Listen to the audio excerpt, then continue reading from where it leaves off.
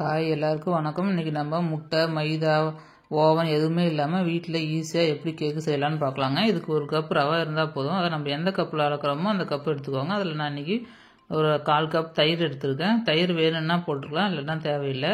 அதுக்கப்புறம் 1/4 கப்பு எண்ணெய் இல்லைனாக்கா பட்டர் ஏதாவது எடுத்துக்கோங்க. ரெண்டும் சேர்த்து ஒரு 1/2 டம்ளர் இருந்தால் போதும். வாசனை இல்லாத எண்ணெயாக இருந்தால் ஓகே தான். இது நல்லா தயிர் எண்ணெய் எல்லாம் போட்டு நல்லா பீட் பண்ணி வச்சுக்கோங்க. அதுக்கப்புறம் நல்லா சன்னமாக இருக்கிற ரவை எடுத்துக்கலாம். ரவை கொஞ்சம் பெருசாக இருந்தால் மிக்சியில் போட்டு ஒரு ஓட்டு ஓட்டிக்கோங்க, நல்லா நைஸாகிடும். அந்த ரவையும் கொட்டி நல்லா கலந்து விட்டுக்கலாம். அதுக்கப்புறம் பொடிச்ச சர்க்கரை ஒரு கப் போட்டுக்கோங்க. உங்களுக்கு ஸ்வீட் பிடிக்குனாக்கா இன்னும் 2 ஸ்பூன் கூட சேர்த்து போட்டுக்கலாம். இதெல்லாம் நல்லா மிக்ஸ் பண்ணிவிட்டு ஒரு டம்ளர் பால் எந்த கப்பில் எடுத்துருக்கோமோ அந்த கப்லேயே ஒரு கப்பு பால் எடுத்து அதையும் ஊற்றி நல்லா மிக்ஸ் பண்ணி எடுத்து வச்சுக்கலாம். அது ஒரு 10 நிமிஷம் ஊறட்டும். அதுக்கப்புறம் நம்ம அந்த மாதிரி ஒரு பேன் இல்லைனாக்கா குக்கர் ஏதாவது ஒன்று ஒரு 1/2 மணி நேரம் நம்ம ஹீட் பண்ணி வச்சுக்கலாம்.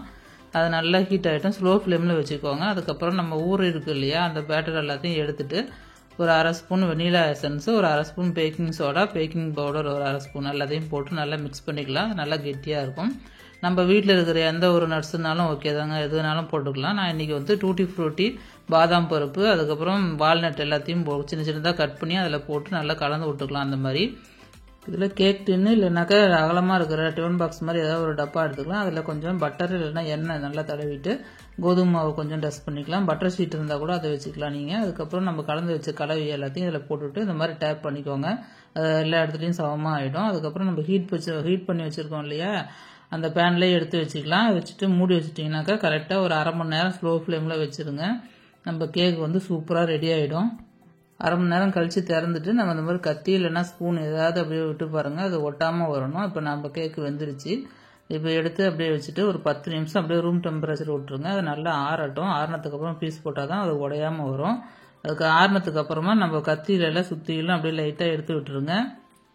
இதை எடுத்து விட்டதுக்கப்புறம் நம்ம ஒரு பிளேட்டில் திருப்பி போட்டுக்கலாம். இப்போ பாருங்கள் நம்ம கேக்கு எவ்வளோ சூப்பராக ரெடி ஆகிடுச்சின்னு. இதை அப்படியே நம்ம லைட்டாக எடுத்துகிட்டு டின்னு வந்து தானாகவே வந்துடும். இல்லை மேலே அப்படி டேப் பண்ணிங்கனாவே போதும். அழகாக ரெடி ஆகிடுச்சு பாருங்கள் நம்ம கேக்கு. அதாவது லைட்டாக நம்ம திருப்பி போட்டுக்கலாம். எவ்வளோ சாஃப்டாக இருக்குது பாருங்கள். கையில் தொடும்போதே அவ்வளோ சூப்பராக இருக்குது. டேஸ்ட்டும் செம்மையாக இருக்கும். அதுக்கு மேலே நம்ம ஏதாவது டெக்கரேஷன் பண்ணிக்கலாம். இருக்கிறத வச்சு பழங்கள், நட்ஸு இந்த மாதிரி கட் பண்ணி மேலே அழகாக வச்சு கொடுங்க. குழந்தைங்க விரும்பி சாப்பிடுவாங்க. நம்ம அதிக விலை கொடுத்து கடையில் அது வீட்டில் இருக்கிற பொருளை வச்சு நம்ம ஈஸியாக ஒரு 1/2 மணி நேரத்தில் கேக்கு ரெடி பண்ணிடலாங்க. இப்போ பாருங்கள் எவ்வளோ சாஃப்டாக ரெடி ஆகிடுச்சு. நிறைய பேர் முட்டை பிடிக்காதவங்களும் இருப்பாங்க. இதை நீங்கள் வீட்டில் ட்ரை பண்ணி பாருங்கள். இதுக்கு முட்டையெல்லாம் இல்லை இல்லையா, அதனால் எல்லோரும் விரும்பி சாப்பிடுவாங்க. இந்த நியூ இயருக்கு நீங்களும் இந்த ரவா கேக்கு செஞ்சு வீட்டில் இருக்கிறவங்கள செம்மையாக அசத்துங்க. தேங்க்யூ.